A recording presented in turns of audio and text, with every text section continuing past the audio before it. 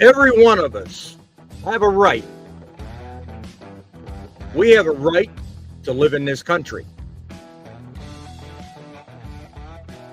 We have a right to feel good about living here. And we have a right to have a part in plotting our own future. So I ask you,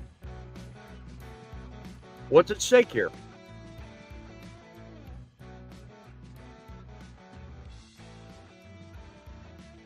Today I got something every single one of you, whether you're hauling freight through the Rockies or making those long hauls under the city lights. Each of you need to hear. And it starts with the fact that your opinion matters. Your voice counts. But here's the question. No one's asking. What happens if we don't speak up? What happens if we don't make our voices heard? Are we ready for an industry that we love to be shaped by people that have never sat behind the wheel? Or will we step up and defend our United States of trucking?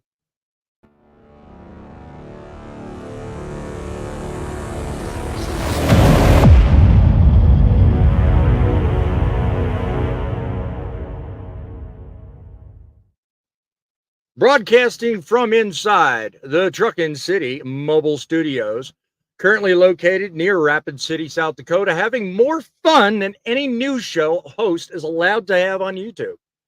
Boss Man here, a 13-year veteran of the trucking industry, doing his best to run trucks during the day and broadcast to you at night, single-handedly pointing out there always is a way to make trucking great again.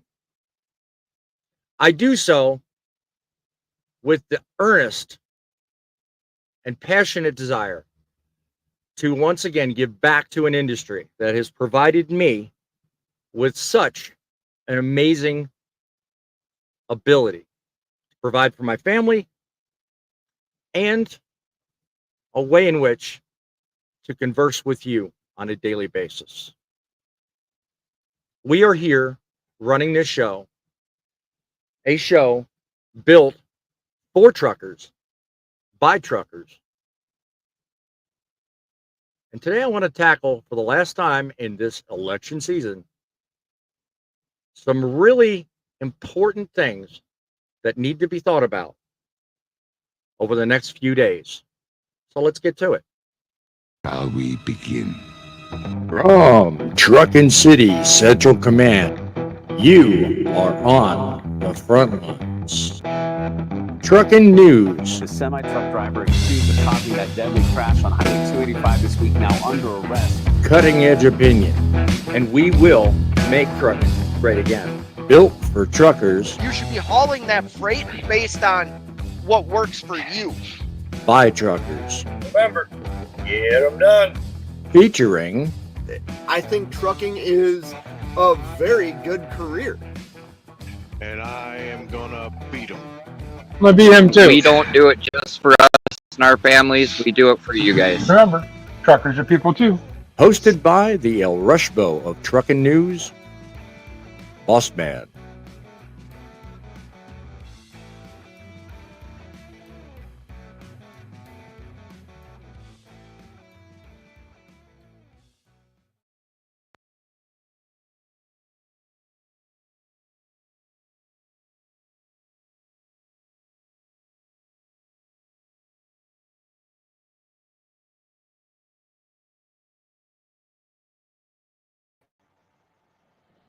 Boss man, your mic is muted.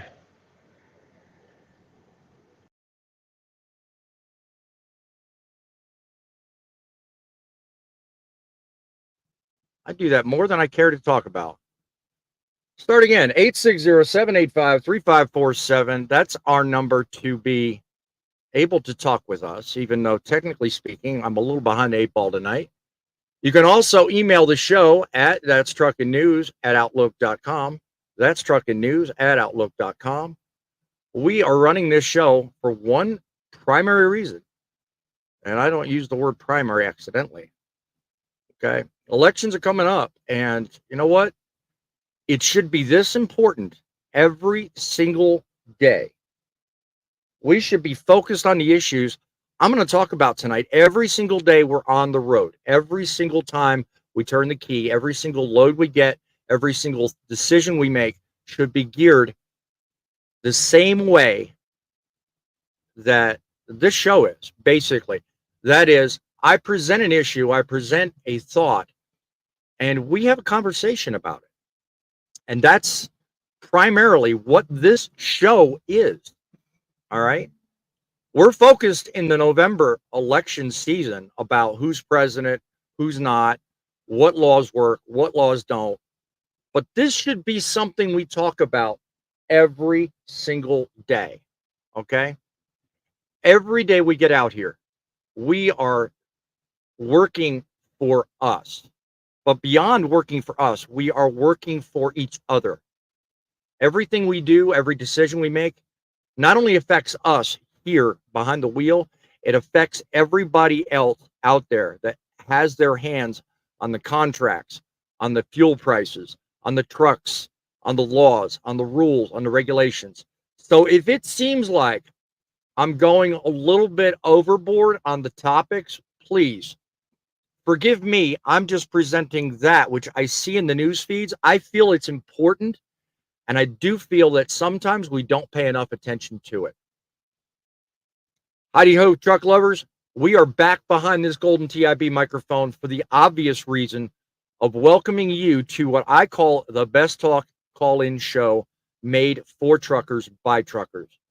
You are with me and my panelists on the front lines of a show that I hope will give back to the trucking community. Tonight's a little bit of a special occasion because not only are we talking about what's coming, but we're also talking about what's at stake. So I am joined with and by a panelist, a selection of panelists that comprise over 150 years. I know I got to update this slide of excellent experience. They're all different walks of life. They are the cattle haulers. They are the reefer trucks. They are the people like myself hauling household goods. They are just the everyday truckers that comprise a wide scope of people that, like you and me, get the job done. Normally, I introduce them one by one, but today I'm going to bring them all on, and I'm going to ask them one simple question. As you guys go into the early November timeframe, don't tell me if you voted. Don't tell me if you have voted one way or the other, but just tell me in a very simple and easy to answer way. How important do you think the elections are to our industry, moreover, anything else? What do you think, John? How important do you think it is? If I had to give it a numerical value, I'd say 80%. Because it's not just in trucking, but across the wide spectrum of our country, what happens in our local and state and federal, politics is what shapes our world. So, yeah, I give it an 80%. Yeah. How about you, Larry? How important do you feel elections, maybe not even so much presidential, but local elections, do you feel it's worth paying attention to, or are you on the side of, well, it's just another thing we can't control? I'd pay attention. Granted, I can't really vote because I live in a truck. Well, and again, I wasn't going to poke you on whether it is important. Get out and vote. Yeah. All right. Fate Truckin, how about yourself? I mean, in terms of importance, as I asked John earlier, do you feel like it's important? And, what say you on this? I don't. That sounds ridiculous. My argument to why I don't think it's as important as 80% is because wherever the money is, that's the route that things go. Right. No matter what side of the aisle you sit on, or if you sit in the green grass. It doesn't. Who's ever funding and whoever has the money dictates what happens. Now, Right. in my opinion, state and local elections, for me, because of my belief structure, tend to matter more than a presidential election. Very good point. Very It- good point. Very good point. I agree. Hold 100%. Yeah, because not so much are we in control of the presidential side, because there's a lot of factors going into that. But Bate, you raise a good point. Local elections, I think, are very overlooked and underrated. I don't know if things are the same. Go ahead, Bate. Did I touch a nerve? I just want to say, no, you didn't touch your nerve. I just want to say one thing, and then I'll let somebody else speak. If you look at like a lot of the emissions laws that were passed in the early 2000s and the things that Which are we're gonna being talk passed about right that. now, Yeah. it kind of starts in one part of the country by state laws that Yes. then stretch across the country and make it federal. That is Yeah. why I say state and local, in my mind, is more important than the federal side. Right. Yeah. Yep. I totally agree. And we're going to touch on that, because I'm going to touch on that very point and topic in my opening remarks. Poet, when it comes to elections, it's probably not the same, but I'm going to ask you again the same thing I asked John and Fate. How important do you feel it is to pay attention to the locals and the municipalities around you in terms of plotting the future of what you do every day? Do you feel as important as maybe some of the other panelists? Well, yeah. I mean, after all, you live local, you vote local, and then it's from municipal to provincial to the government. Yep. I have voted in every single election of those three tiers of government. Why? Because when I came to Canada, eh, I termed it as a privilege to be able to turf somebody out or get somebody in. Oh, I have good a point. question for Poet.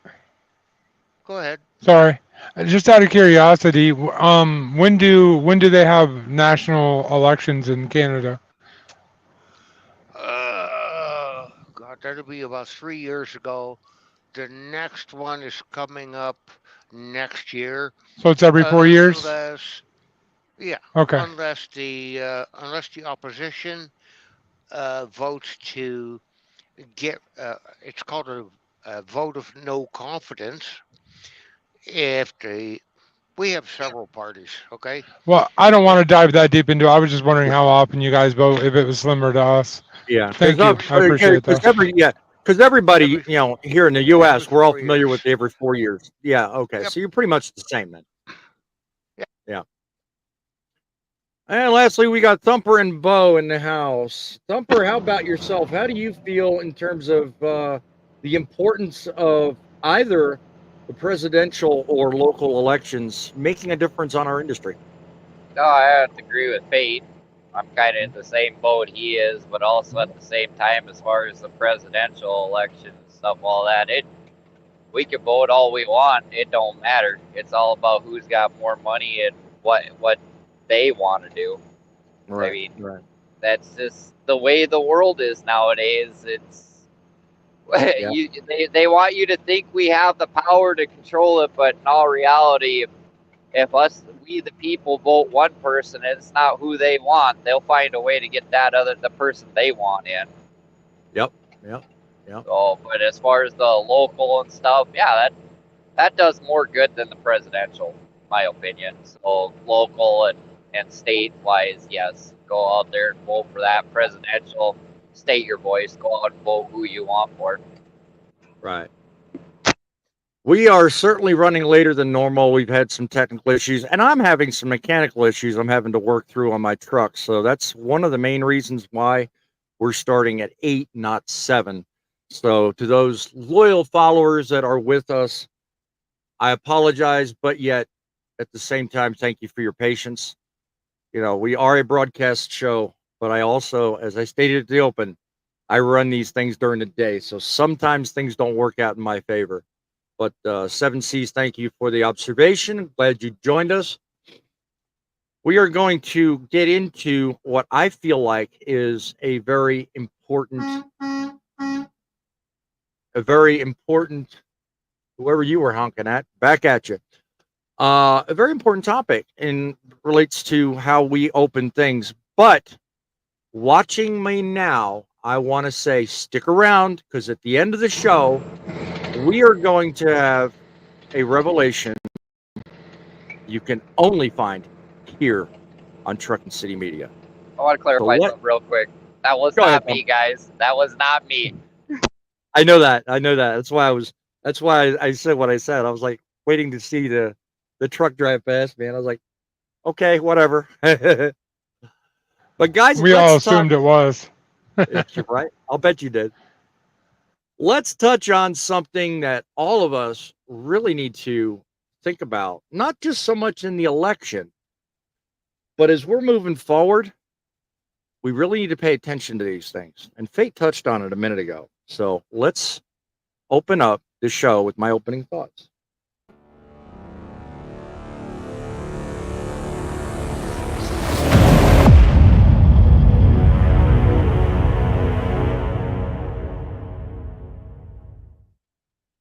My question to you guys is, what do you think you'll be driving the rest of this year? Do you think you're still going to be in the truck you are? Do you think things are going to change dramatically in a degree that you can agree with, or maybe somehow disagree with? From all across the heartland, we see laws, we hear laws, we see the effects that they have on us.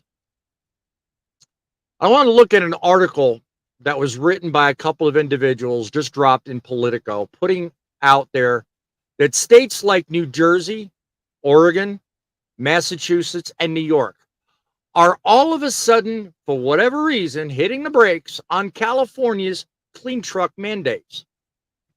Find it interesting that they wait until just merely the week before election to make this known, but they're asking if we've got the infrastructure, the dollars, and the common sense to pull off an electric transition before it runs into a ditch.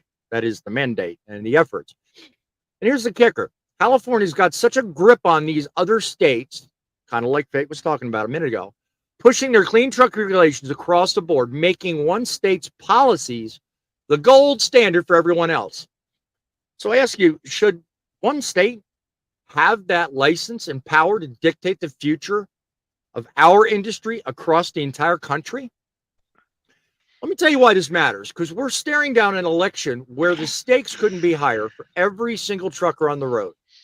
We got candidates from one side who say they're going to keep these mandates full steam ahead, spending billions more on federal funding to force states to comply.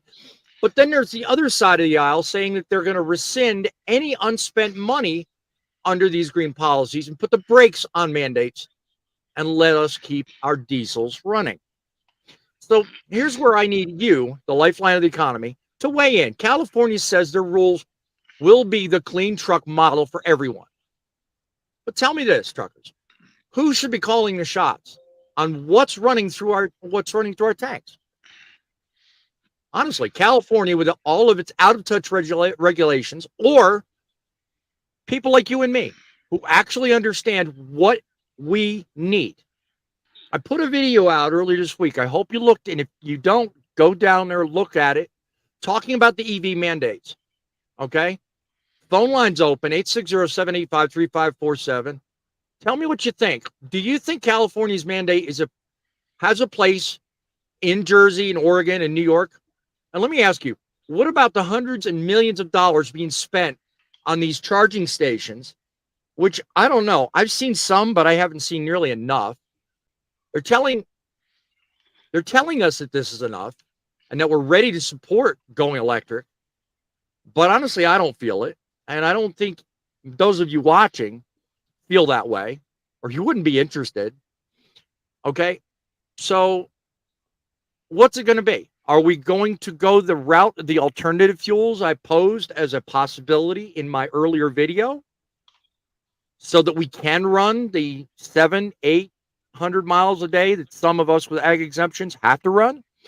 Or are we going to kowtow to Governor Newsom and go the electric route? Because here's the truth. Okay. Who do these folks think they're fooling? A couple of dozen chargers won't keep a single long haul operation running smoothly. There are those out here that have been on my show that feel probably it can give electric a chance. I've heard it said. But all right, what about the rest of us? What about those that can't fit that model? I want to hear from you in the audience. I want to hear your take. Okay? Sound off. Let's talk about this. Should we go the all electric and let those that think they know more talk up the big game? Or should we actually stand our ground and become forceful about the message that needs to be sent? We know our industry. We know what our needs are.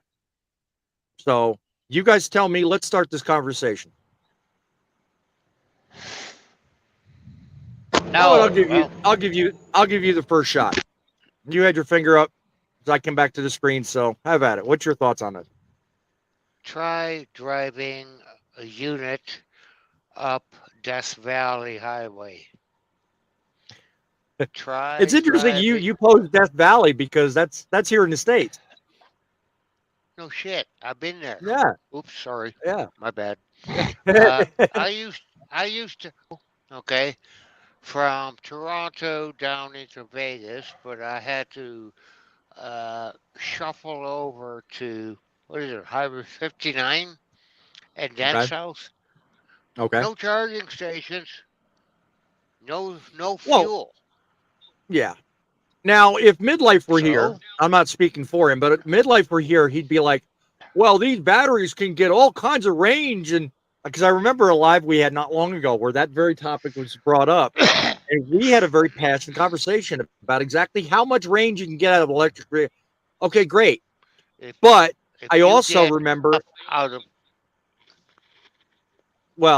also remember Fate and Thumper both making that point in that same show about adverse weather conditions posing problems. And with the lack of charging stations that are, in areas such as you noted, I really worry about that. I think there's a lot to be said for time, which we're not giving this. I mean, I think we're in it too far, too fast. I was talking about the Nevada desert, okay? Right. Coming across from Utah. Mm-hmm. That's not adverse water road to me. That's a sunshine holiday. However, depends. Are you talking in the middle of August or in the middle of December? Exactly, but going north of the 60th parallel, past the Arctic Circle, there's no way, and I don't give a damn if Tesla tests their units in Alaska. Yeah. That's on. Yeah. Okay. I only give that argument just. I only give that argument just so much clarity and depth. John, what say you? Well, I'm going to reply to what he just said. Whether we like it or not, it's eventually coming. I got to say that. I'm not a big supporter of it, but guys, let's be honest. When the powers that be want something, and that's where the money is, kind of like Bate said, that's where we're going to go. But that doesn't mean I think we're ready for it. No. But I do think eventually that's where we're going to end up. Yeah, well, I was just going to pose the question. I mean, do you think it's fair, as my graphic says, that we need to pump the brakes on this and actually slow down and say, whoa, let's do this right? If we're serious about getting this whole clean air transition, why not explore the alternative fuels I posed in the video I made, and as well take the time necessary to do. Say again, Faye? Mute mics if you're not talking. Yeah. I mean, why rush into it? Why rush headlong into pretty much what I call an experiment? and really, honestly, it if done wrong, it puts a great many people at risk. Supply chain, number one. Number two, the lives that actually operate these rigs. When you're putting people in an electric rig with no charging source or way to fuel, that's risky, And what, we're supposed to leave it up to every single trucker out there to just automatically know that, okay, he's only got X range, or, we're supposed to get used to these things like that, right? No, everybody, there's a learning curve with everybody. The makers, the dealers, and the drivers, the people like you and me that drive these things. There's a learning curve. And I'm sorry, but I don't think, what do we got left now? Just under 10 years? I don't think that's enough time. I really don't. I think the alternative fuel idea that I posed in the video is a valid one. What say you, Fate? All right, to piggyback a little bit off of what John just said, it's coming. You got to accept it. Yeah. The other thing I'm going to argue is, does anything get done in the time frame that the government wants done? The answer to that is no. I think this is just me, okay? And I'm sorry if I'm taking a different approach than everybody else here. We're beating a dead horse. Like, the fact, are we really? Do I think you should worry about it? No, you shouldn't worry about it right now, because it's not what we are doing right now. Are they trying to transition to that to sometime? Absolutely. But they can't even fill the orders they have right now for the electric trucks that companies have paid for 10 years ago. So, like, the very same companies that are trying to still yet run these diesel engine trucks, and these dealers aren't even providing that as an option now. I don't know if everybody here on the panel. That is true, and it was reported in Landline. They said that these. Well, I'm not believing anything. I'm just saying what was reported. What was reported in Landline is that there was confirmation that dealers were being given alternatives via money for use of pushing their electric vehicles as opposed to the diesel trucks. They're being purposely programmed to push the electric and not the diesel. Just speak, man. You don't have to hold your hand up. You're in the hot seat anyway. You probably have a dealership 30 miles away from where you are. I want you to walk on that lot and tell me how many electric trucks you see. I bet you're going to see one, and I guarantee you it is a spotter truck. This idea that they're not selling your diesel equipment is absurd, because it's not just diesel trucks, it's diesel everything. Like, if you read the article, they'll lead you. Yeah, if you read the article, they'll lead you to believe that's what's going on. I mean, you and I both know the difference, because you don't see that many electric trucks in these dealers. I agree with you. They're not trying to.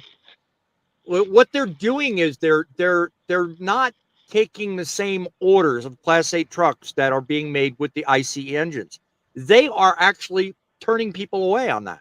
That much has been confirmed in that article. But what they're trying to do is push people through the dealers to these electric alternatives.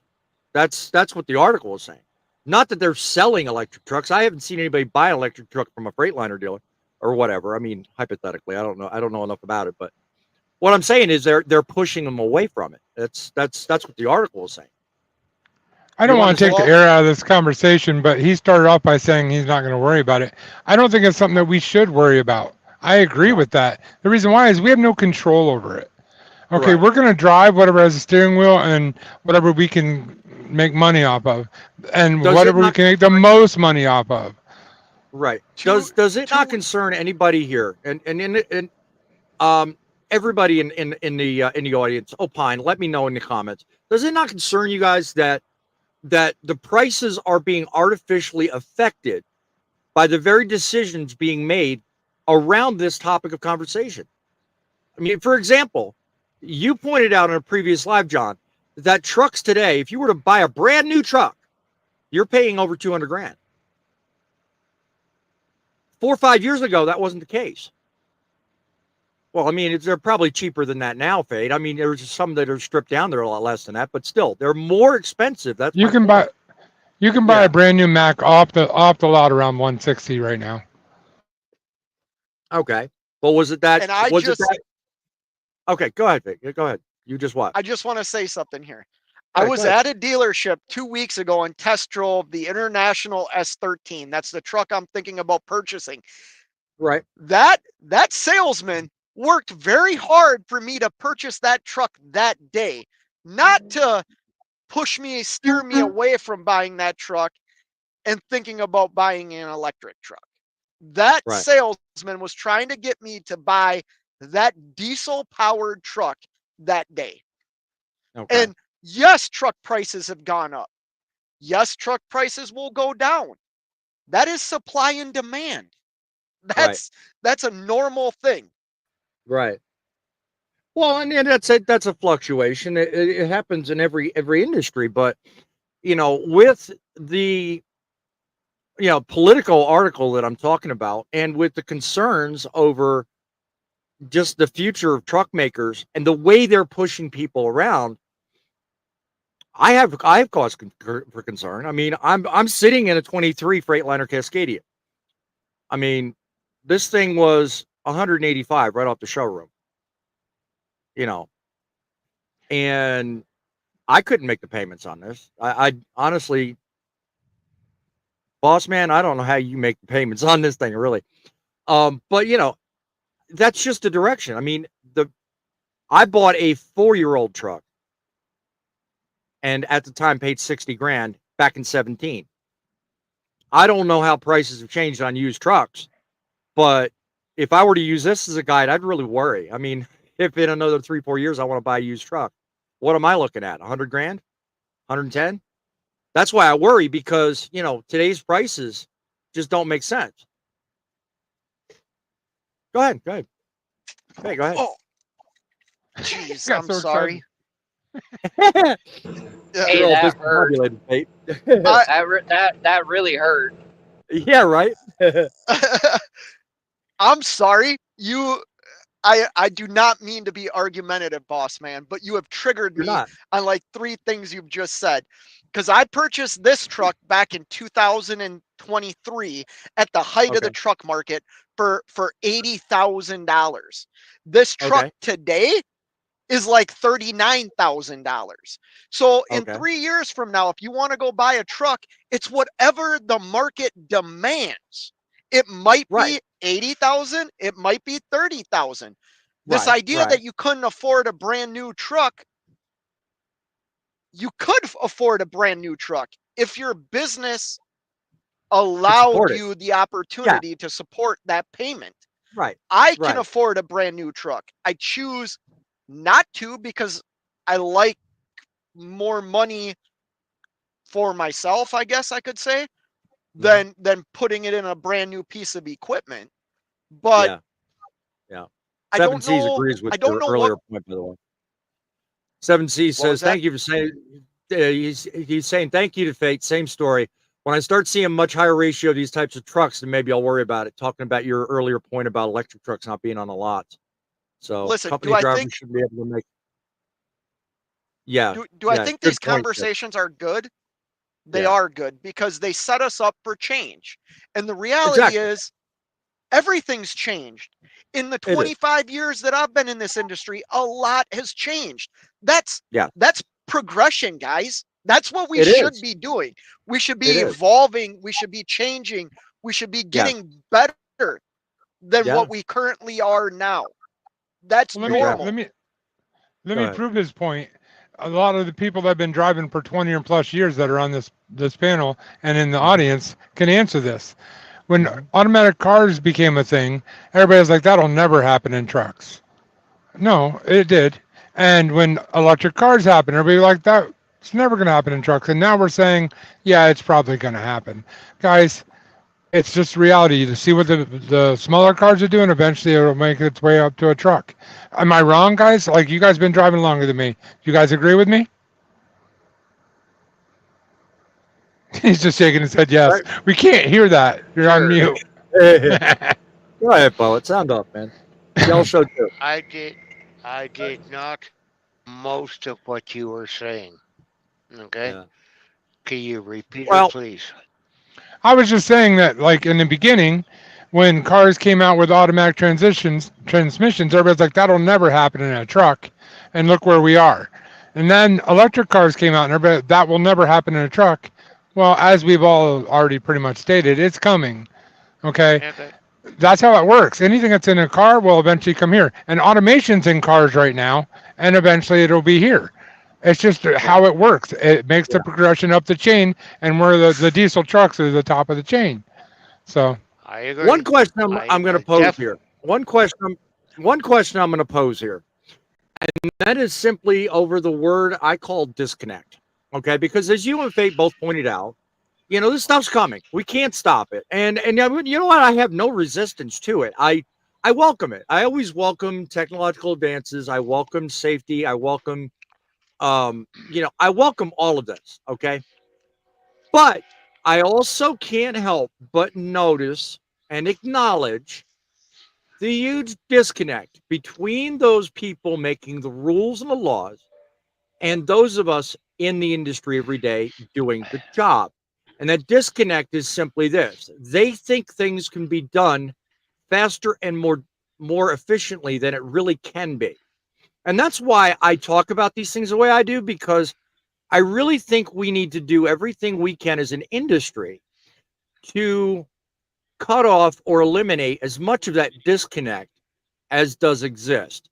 So to you on the panel and you in the audience, if what I say and what I put up as stories seems repetitive and seems rather, to use John's point, beating a dead horse, it's because it does concern me that disconnect never seems to ever go away. I do think we as a society and as an industry, I think we owe it to ourselves to speak up, be heard, and be properly represented when it comes to what is right, whether it's for our safety, for our economy, for just the overall direction of the industry. Now, if you in the audience disagree, I want to hear why. I want you talking to me. I want you telling me. Call the studio, 785-3547. Let us know. I want this conversation to continue because I think this industry is seriously underrepresented. I really do. And that's why I have this. That's why I have this show the way I do. Go ahead, Thumper. All right, I'm sitting there just kind of waiting my turn, but okay. So to answer your question about the electric vehicle thing, no, I don't think we need to worry about it. No. Second thing is we actually sit and think about it. We're supposed to be flying around in spaceships by now. Yeah, right. Good point, 7 I like that. 7 I agree, but electric cars still haven't taken over. As long as we have fuels being refined, we'll have combustible engines. Thank you, John, for pointing that out. Exactly. Yes. Yeah. And then another thing too, electric vehicles have been around since the 20s. Mm-hmm. You people don't realize it. They weren't really perfected. Now, in the last few years, yes, they've become more advanced. But there has been, if you go sit down and look at the vehicle history, there's been electric cars since the 20s. I think 7C just triggered fate. No, because 7C's electric cars kind of remind me of vegan diets. It's popular, but not overwhelming is the world's most common doing. Oh, jeez. But, ahead, you know, I mean, and then like the whole people telling us what to do. Well, there's three sides to every story. There's their side, our side, and the truth. And we all can't get on the same page, so we're just gonna keep fighting this battle until somebody throws their hands up and walks away. Well, in this instance, a lot of people don't want electric, so we're kind of fighting back. Exactly. That's my opinion. And that's all right. Our expectation is that we're going to defend an industry that pays our bills, makes us possible. It makes it better and more possible for us to live and take pride in what we do. I mean, that to me is what it means to be a trucker. I mean, the more people don't listen to us and don't take what we say seriously, the more I feel very slighted. And that's why I have these shows. I read the articles I do. I draft the opinions I do. I mean, these are not things other people write. These are things I write. I take the time to research and think about it and do it because I'm passionate. I want you guys to know what's going on, how I think, and I want to know if what I think is wrong. Because if I'm crazy, I want somebody to tell me. You know. I don't know what that text message was. Larry's got I'll something. look at it later. Go ahead, Larry. I got a question. Why don't we go back to horse and buggy pulling loads down the road? That'll solve everybody's problem. I want to see you carry 41 cows with a horse and buggy. Yeah. Okay. How many horses are you going to have in front of your wagon there, buddy? 41,000 6. pounds. Yeah, I don't think 6 is going to handle it, but you keep right on thinking that, brother. I'm just messing. Oh, I know. I'm just messing around. That's cute. Well, just imagine if you were in their shoes back in the horse and buggy days, you were looking at those engines running down the road going, yeah, we're never going to get there. That was my point. And I think Bate has something to say up here. Go ahead, Bate. Go ahead. So you made a comment, or it's been thrown around about the disconnect from, should we call it, agencies and governments back to us, the truck driver, right? Right. Like, is there this big disconnect? Once again, I know I'm in the minority here. No, there isn't a disconnect. Why? Because people have to have crazy ideas for research and development. Now, when I was a kid, the only people that went to space was NASA. It was absurd to think a human being would spend their own money on building rockets and literally take over space. Well, now we have billionaires that are our NASA. NASA doesn't shoot rockets into space anymore. It's people like Elon. It's people like Bezos.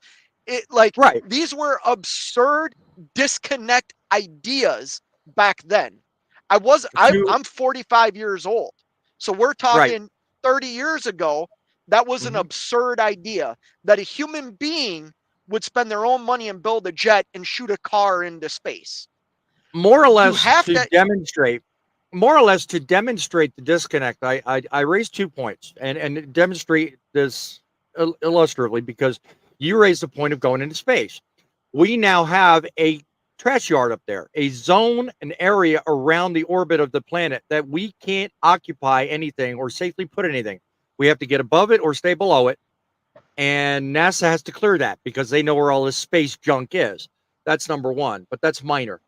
Number 2 point is, do you not think that the mandate itself that California is trying to control, environmentally speaking, and its popularity among other states, do you not think that by itself demonstrates the disconnect I referred to? I mean, no. Honestly, why should it be one state's power to force the other 49 to comply with something as ridiculous as the clean air mandate? I mean, shouldn't that be an option? Because not all states fiscally can handle that. I agree with that statement.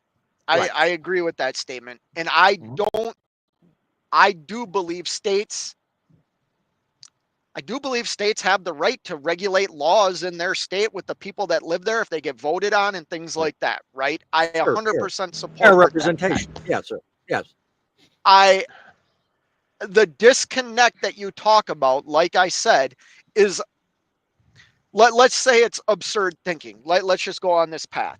It's absurd, or there's a major disconnect between what one state wants and what the industry is commanding right now. Well, like I said, the only way that research and development gets done by these big corporations, that whether it's PACCAR, Tesla, Freightliner, International, is by having absurd guidelines that force the engineers to create new products. So the disconnect, it's absurd thinking, but that absurd thinking is going to be our future. So Right.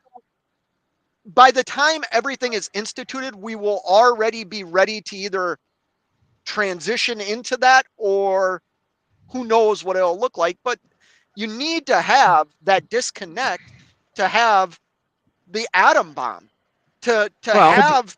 But So more to your point, Fate, and we'll move on from there. More to your point, you believe the disconnect is not as bad as I put it, but then again, progress is good. And I'm just building in your point. Progress is good if managed correctly.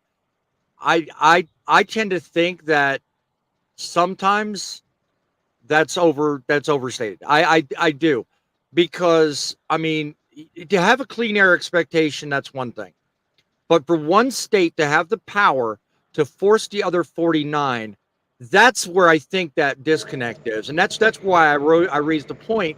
So Because, well, I mean, just a simple point that the Texan made. The possibility of an electric truck catching fire while I sleep is enough for me to pass. Just the disconnect and the misinformation, because it's new technology. 1 second, John. New technology. At the same time, it's not as understood as it could be. Well, Poet, a minute ago, that- you referenced learning spike. I think that's what's going on here, because everybody's pushing it so hard. You get people like the Texan in there.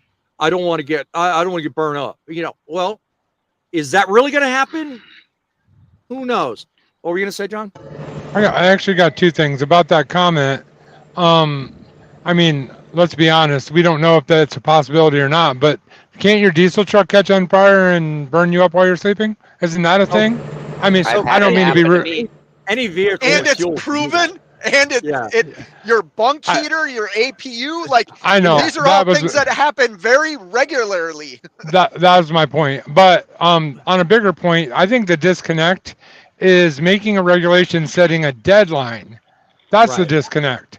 I think when technology is there, that's when it comes. I don't think government should set a deadline on something, because if technology isn't there, I don't care if that deadline's there or not, it ain't gonna happen. Right. So If Gentlemen on the panel? if California wants to try to run the country, Mhm. then let them go be their own country. Right. Gentlemen on the panel, I would like to introduce somebody that took advantage of clicking on our StreamYard link and joining the conversation. Let's welcome in Trucker's Hammock. How are you, sir? I'm glad you joined the show. What say you on this matter? Let's see. Can you hear me?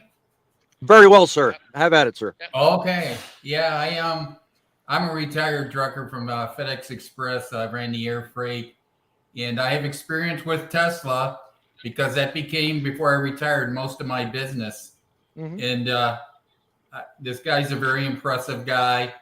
The Tesla truck is a successful vehicle. Not now. Everybody else's EV, just like the other EVs, is unsuccessful, but his Right. is his. His is seems to be making successful. the most headway, as far as I'm told and can see. He's got the most progress. Yeah, I think the numbers on it are just overwhelming, to tell you the truth, but we'll see. Yeah. In terms of the disconnect that I spoke of earlier, how do you sit on that? Do you think I'm right, or do you see it differently? I didn't catch that, so you're gonna have to explain that to me, what the disconnect was. So, Well, I just posed the argument that, why should it be one state's responsibility to set the tone for the rest of the country? So far, everybody in news talks about, and this article that is referenced in the description of this live show talks about the clean air mandate and the need for pushing the electric, mandate through and getting everybody on board. My thought train on this disconnect is that in that article, and as I pointed out, in my opinion, 4 states so far, and others are climbing on, 4 states so far have filed suit to put up roadblocks to force a slowdown on this. So the disconnect I pose is, why should it be California's sole responsibility to force the other 49 to comply with their demands? Shouldn't it be, as Fate mentioned earlier, up to each individual state to set the pace? I mean, let's be real. The trucking industry does want to transition, but I think it needs its own time frame, not what Governor Newsom says. What do you think? I agree. I don't think anything should be mandated. And Elon is the most libertarian guy out there is. Yeah. He right. just he just wants government to get out of the way so that he can innovate and create things. That's what he's all about. And that's the only way it ever works. Here in Michigan, they're building all these battery factories for cars that don't exist. There is no electric car industry really besides Tesla. There is zero, absolutely zero. Look at the Michigan, right? And Michigan right now is setting laws and rules and standards to advantage this electrification. Case in point being the video I made about the Ambassador Bridge. I mean, crossing from Canada now, you can run 2 types of hazmat that you couldn't run prior to that rule being made. There you go. They're trying to make it easy for these electric car manufacturers to make their products. God bless them. They're doing good, but at what risk? So, Fate, you want to go ahead and add into that? Okay, it's just kind of based on what John said and what you have said, because here's a deal with deadlines, and I just stated this earlier. Right. Nothing in government is done with exact deadlines except taxes. And let's be honest, if you didn't have a deadline to pay your taxes, you probably wouldn't do it. Where is there incentives for companies to try and change what they currently have if there wasn't some sort of artificial, because that's what I'm going to call it. It's an artificial timeline. It will change. But there's no incentive to research and develop. The Hammock, I said his name right. It's Hammock, right? Yeah. Trucker's Hammock. That's right. Yep. He talks about Elon. Elon is, how do I say this? Like, he's doing things and thinking ahead when everybody else needs to catch up. So if our government doesn't... How you doing, Thumper? See you in a minute. Look at Texan's comment. Elon Musk is a military intelligence contractor. He can't do anything the government won't allow him to do it. Think about it. No, he's a private business. He can do as he pleases. He acts like an intelligence contractor too. I mean, he does get away with both. a lot of things. He is technically both. He is a military contractor, but he's also his own private business. He can actually, in his own private business, come up with something that would blow our minds, and the government can't tell him he can't. So it's something Bezos. Bezos is in the same predicament. I have a question. Go ahead, Thumper. Like, I heard Elon Musk. I've heard of his name. I know what his company is and everything. But did he actually invent Tesla, or did he hire people to invent the cars and the trucks and stuff like that? He had the concept, and he hired the people to make them. It's no different than SpaceX. He had the concept, and then him and engineers worked together to produce it. Do you understand? Like, the patents are open to anybody. Why isn't there is no patent. Taking it? Like, it's open. He will show you how to build this. Why aren't people doing it? These artificial dates forces people to do it. That's what I'm trying to say.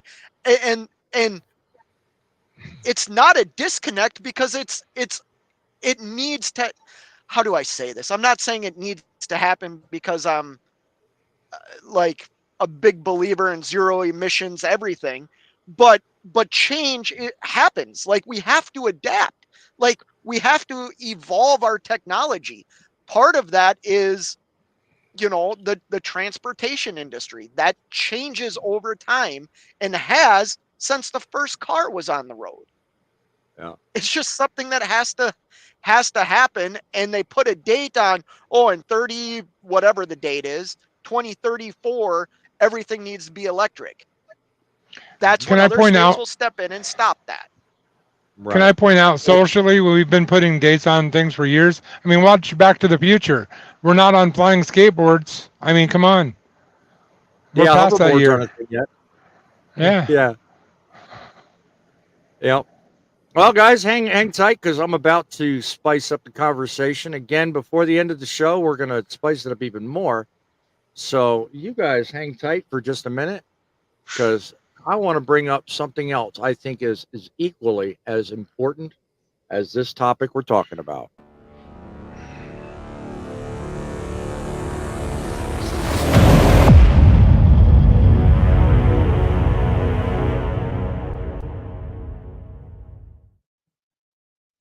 The power of the vote. Christine came in a minute ago and said she wanted to make sure her vote counts. Well, lo and behold, dear lady, you hang tight because I'm going to tell you exactly what I think.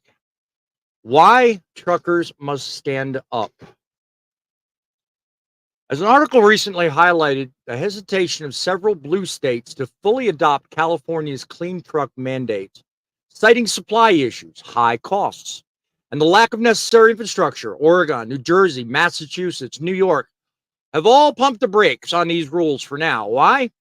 Because even the politicians are realizing what we've known all along. There's a disconnect between lofty environmental goals and the practical realities that we face out here every single day.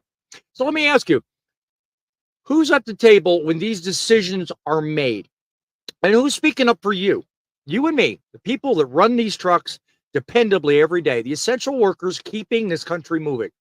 More often than not, it certainly ain't us. It's the bureaucrats, it's the regulators, and people like we just talked about, the Elons, the Bezoses, the corporate guys. They bring up what they think is best, and we get very few points made at the table. This coming election isn't just about political red or blue, okay? It's about keeping this industry alive and ensuring that the needs of the people like you and me are not steamrolled by decisions made miles away in government offices. When states like Jersey and New York talk about adopting California's electric mandates without having the chargers, the electric trucks, or the budget to make it feasible, we got a problem. It's not just truckers don't care about cleaner options. No, we do, okay? We're all for making the world a better place and our families and the future generations. But when these regulators set these mandates without the understanding for our lifestyle and its effect on what we do, it's clear they haven't listened to those of us living the reality. Imagine trying to make your routes, reach your deadlines, keep the costs low while being told you have to comply with mandates that cost you more and complicate everything you do. For some of us, it may even mean a difference between making a living or leaving the industry altogether. So when politicians and policymakers push the regulations that risk undercutting the very industry that fuels our country, we got to remember it's our vote that puts them in these seats to begin with. And I'm not just talking about the Trumps and the Harrises. I'm talking about the locals too. The decisions affecting our diesel engines, our fuel options, and even our long-haul routes are being influenced by the very people you put in the office. California's rules are attempting to shape the industry nationally.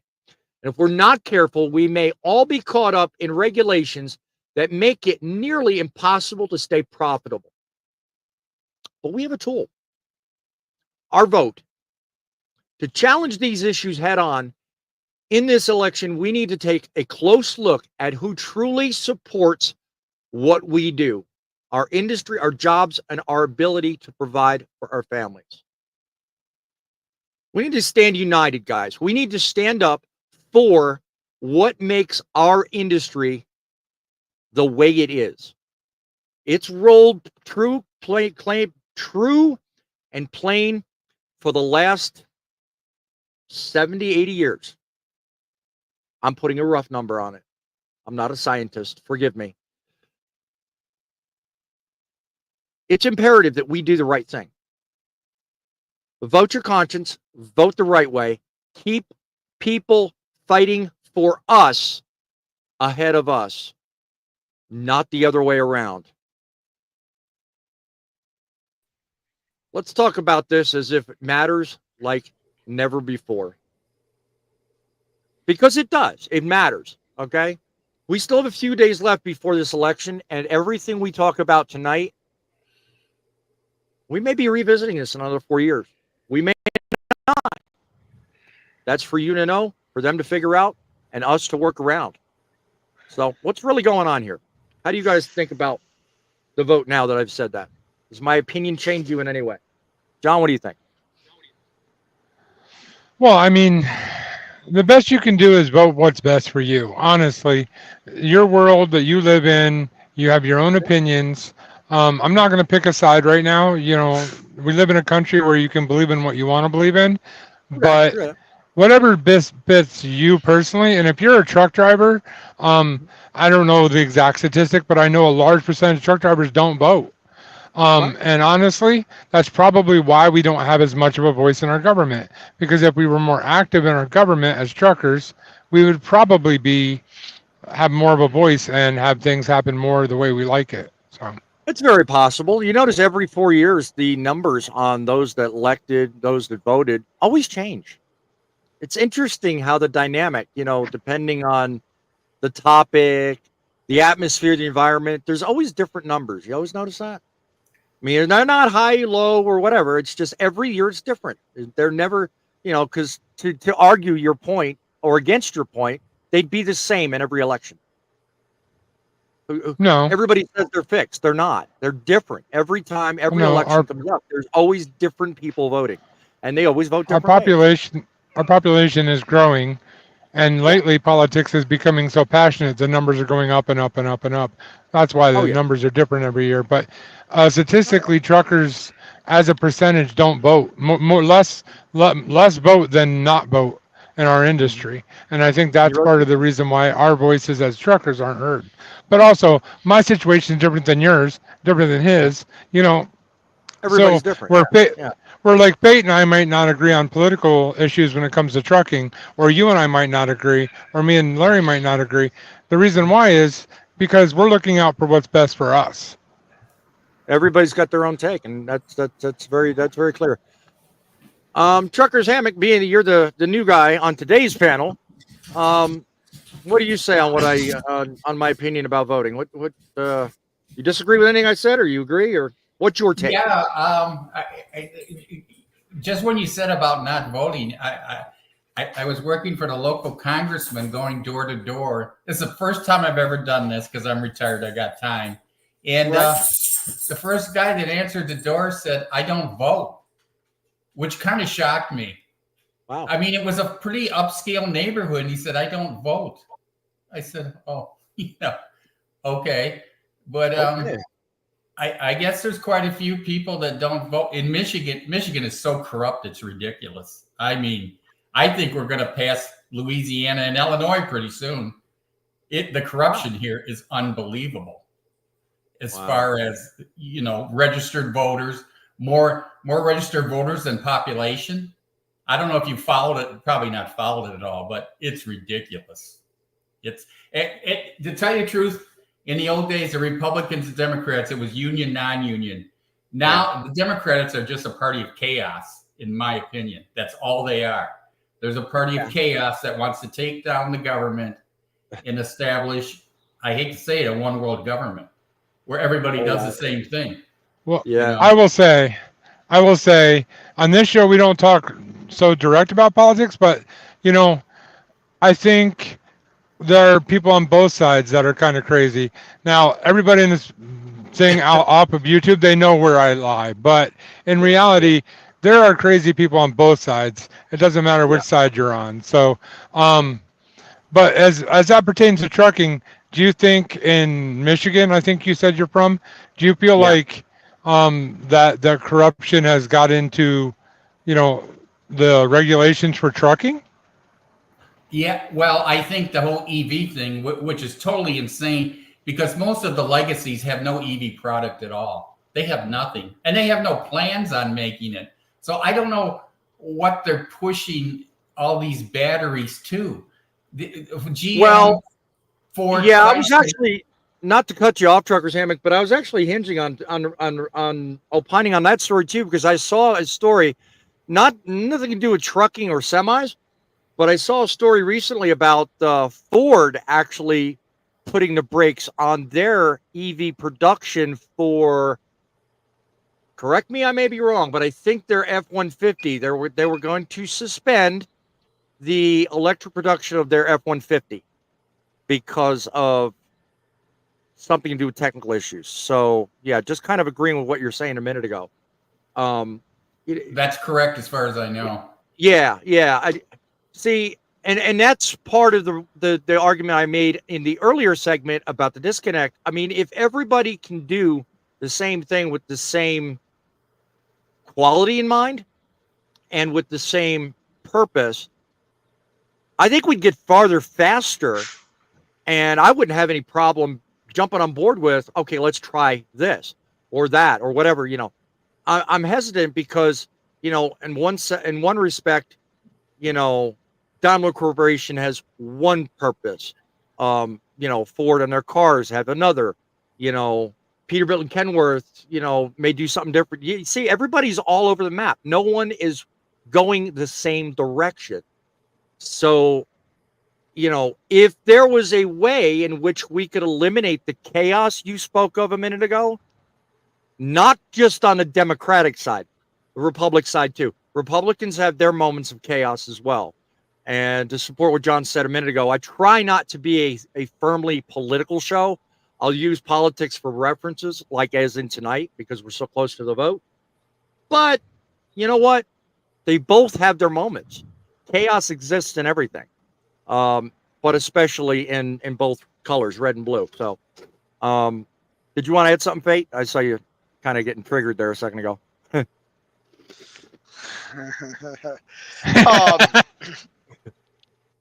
I like using that word. Well, listen, we're a country, whether we like it or not. Mm-hmm.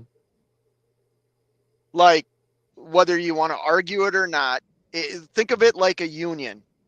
Just because you don't agree with something doesn't mean the other 5 people agree with you.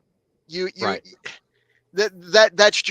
That's the country we live in. I'm not saying it's right. I'm not saying it's wrong. I'm just saying it's what we live in. You can make an argument. They've given some stuff back to the states that have proven what some people thought the country wanted isn't what the country wanted, or necessarily that state wanted. Right. So like this idea, here's what I'm going to say. I do believe everybody should go out and vote. I also think if you choose not to vote, that's your right. And exactly, I don't see a problem with that. Right. Yeah. Because we don't have to vote. That's right. That's freedom. Can I point out, if you're going to go out and not vote, then don't complain about what you get. I was actually going to just say the same thing, to be honest with you. I disagree with that as well. I disagree with that as well. I have no shame in saying, everybody on this panel knows the way I lean and what my belief structures are.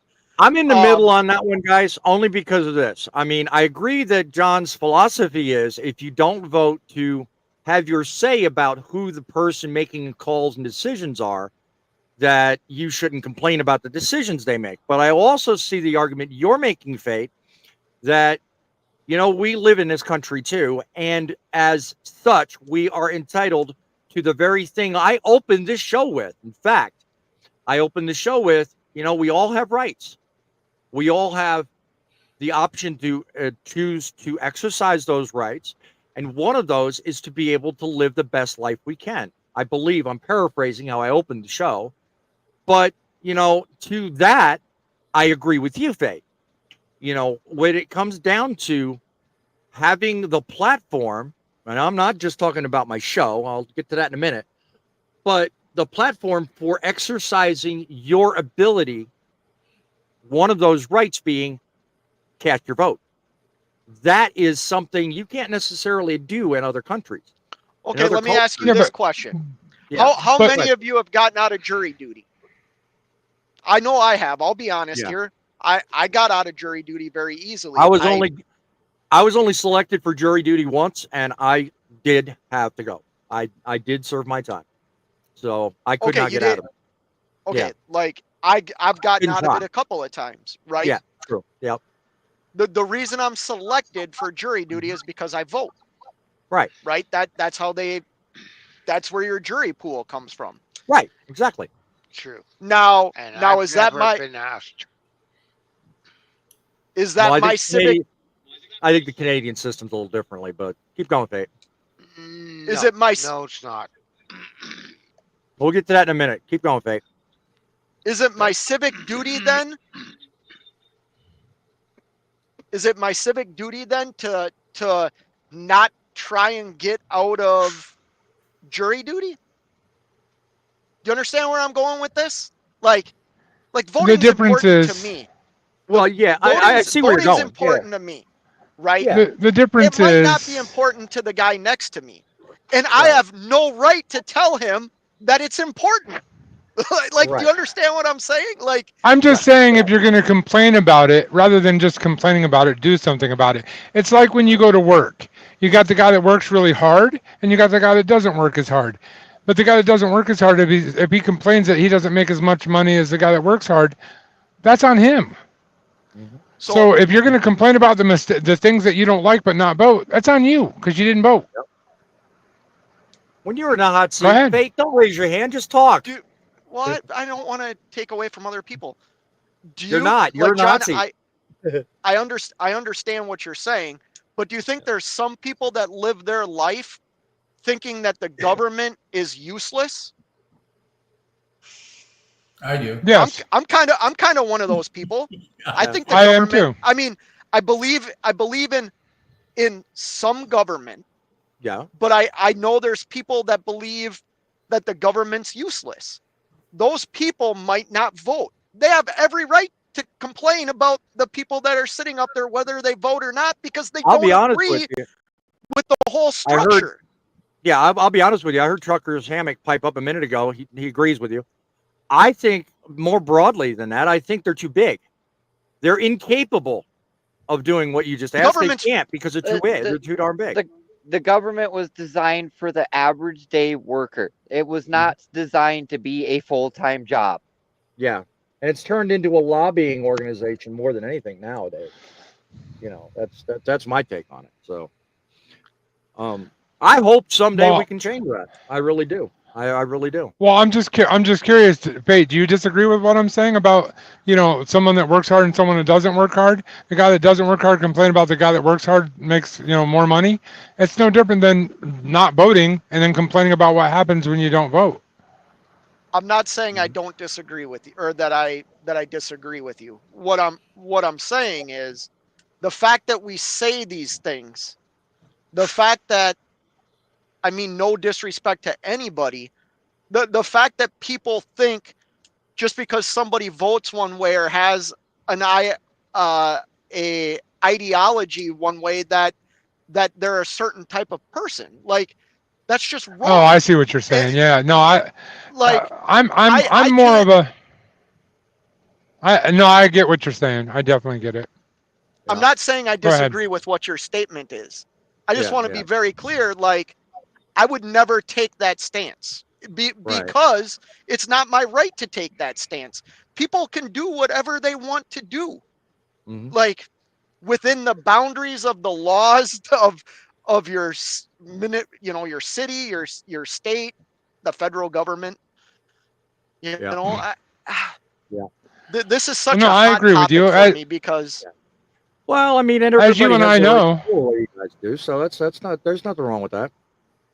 As you and I know, I mean, we talk about this stuff off air all the time, and we don't agree on everything, but we have a right to each other's opinion. Like, you have a right to your opinion, even if I disagree with you, and I have a right to mine, even if you disagree with me. It could be my idea, could be freedom of speech. I could have the dumbest idea in the world, but I have a right to have that dumb idea. You know what I mean? So I have a right to be an idiot. I'm going to share something. And we're not like being political, or I'm not sharing in-depth stuff. You know what I mean? Yeah. This is somebody, I don't know how to say this. Well, I've talked about it on the show, right? Like, I'm more of a libertarian than anything, right? We all know that. I lean left. This country needs, and I'm not blaming one particular person or one particular party. Right. This country just needs to get back to your neighbor is your neighbor, and you want to help your neighbor. Amen. Like this bashing, this idea that a Democrat is the party of chaos, like we can't think like that. Like that's what's destroying us internally. And Yes. and we understand. can't go on like that. We No. can't. I agree with what you're saying. I agree with you, but Yep. our media pits the two sides against each other so hard that it's sometimes I fall into, you know that, even I fall into that trap where it's us versus them all the time. In reality, we're all one country, and whether we like those crazies on the outside fringe of our government or like our politics or not, they're still our country. They're still our neighbors. We still need to, bring them an apple pie when they move into the neighborhood. Which is one of the reasons why I feel so passionate about this show that I have with all of you as panelists and you watching in the audience. I mean, just the idea that what we talk about here can, to at least a few people watching, make a difference. It's our right to have, and it's our right to be able to get up here and have a libertarian to one side of me talking his viewpoints, but at the same time have everybody else, whatever your philosophies or thoughts, I'm not going to single out anybody, but conservatives, libertarians, it doesn't matter. I mean, because this is a politician's show, it is a trucking show, but without someone like myself calling out the media for exactly what you just pointed out, John, are we any wiser for it? No. I'm glad to be a part of that, and I'm glad you guys are too. So, well, look, I mean, the election that we're talking about is not the only election. We have an election of our own to cover and talk about here. And pardon me, gentlemen, while I set the stage for this massive conversation between me and, sorry, poet, got to leave you out for a minute, Mr. John right here. Not long ago, I had a debate video up. It was launched on not only my channel, Grumpy's channel, and also that of all three channels, basically. The debate was who was going to be president of the United States of Truckin. Now, I've said some things in the past about the United States of Truckin. It's my philosophy. It's my shtick. It's the way I bring you guys the truth in broadcasting. But behind the scenes, we've done a count, and we've figured out that this man here has a heading which pretty much sums up what the results are. So I'm going to give you a moment or two to opine on your winning the results of it and anything else you'd like, and I'll be back. Well, first of all, I want to say that I did hear from Grumpy today, and he stepped down in the most honorable ways, and I do appreciate that he did that. He conceded. I would like to name Toga as the Department of Transportation. I want Bate to be the Department of Housing, and I have a couple other appointments I'd like to do, but I'd like to thank everybody for voting. I really appreciate it. But before I get too far into this, my first real act as president of trucking is I'm going to step down. Yes, I'm going to step down. I'm going to give Boss Man the reins and give him the president of trucking because I just don't have time for it, guys. I'm too busy producing shorts, and apparently he has a bunch of time to go live 3 or 4 times a week, so I'm going to make him the president of trucking. Good luck, guys. Enjoy your new administration. Well, I was trying to give you a proper moment in the sun, but you just ruined it for me. I swear. Leave me on the lurch. Make me president of something, and I don't have a speech prepared. How dare you? Well, with a name like Boss Man, what do you expect? You should be president. I mean, honestly. So, we got people raising hands like crazy right now. Yeah. Oh no, wait! I want to put Bate. I'm sorry. I want to change Bate's department before I step down. I want to put him in. I want to put him in the complaint department. Oh, stop! What say you, Fate? I love you, John. And But this election was rigged because somebody like myself who decides to become an owner operator knows how to pull a fifth wheel pin. That is all I am gonna say. And I want no part of any government. You know, John and I talked about this off the show, but we expected, of all people that was going to say that, we expected somebody else in our panel to say they wanted a recount. Why are you not surprised?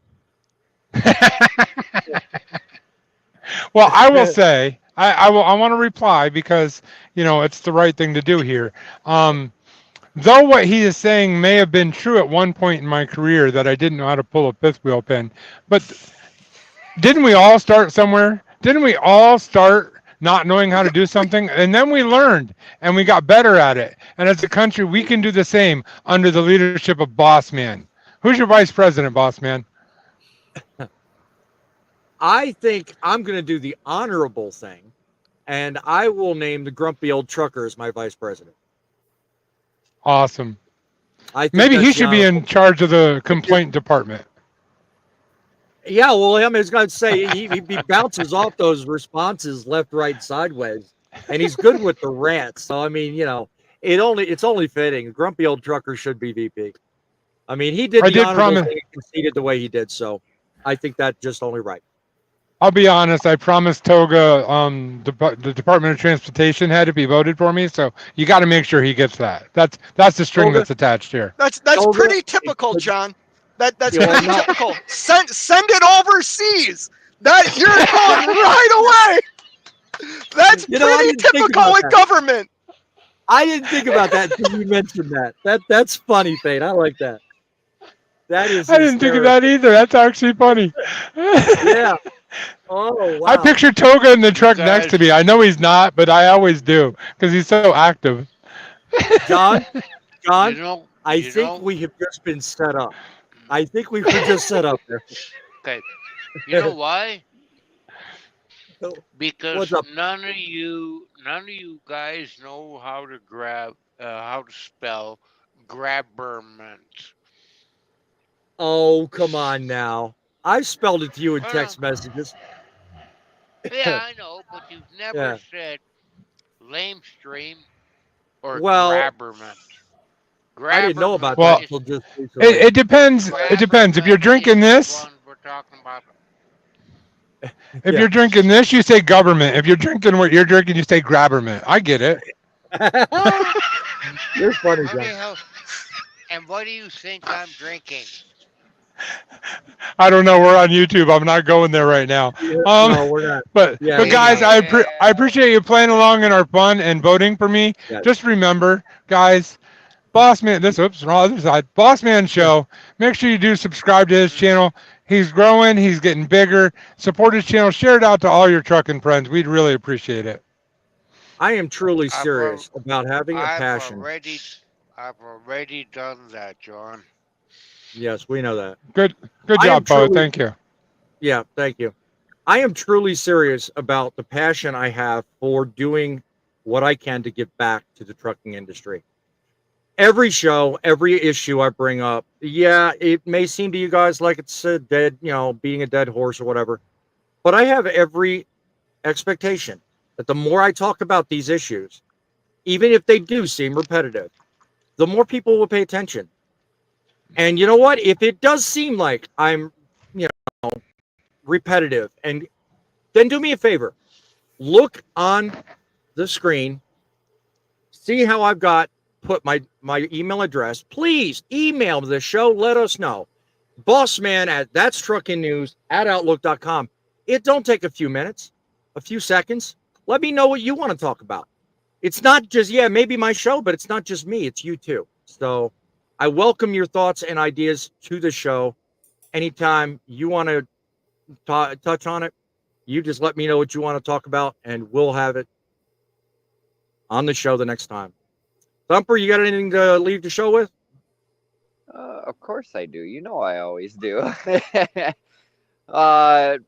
was a pretty good show. I mean, we're going on just about an hour and a half here. I've learned a few things. Just remember, everybody, your voice matters. It really does, even though it doesn't feel like it in the hardest times or anything like that. But if you voice your opinion, talk to somebody who will actually listen, you'll go a long way. Your mental health, your physical health, everything matters. And also, God bless everybody in the United States, overseas, wherever you're at. I hope you keep the wheels turning. God bless the military, all the people in the affected areas with the hurricane recovery, the wildfires, other natural disasters. We don't do it just for us. We don't do it just for us and our families. We do it for you guys. Well said, my friend. And I'll tell you what, when it comes down to it, we're here to help you make trucking great again. Take a moment, go down, Driving with John, Grumpy Old Trucker, Fate, Midlife Larry, Thumper, all of them. Show them some love and respect as well. Because with them, I bring you a show that leaves you with, it's the trucks that make the delivery, but it's you that make the difference. Till we cross paths again, my friend, always keep the faith, always keep it real, and don't forget to keep it rolling.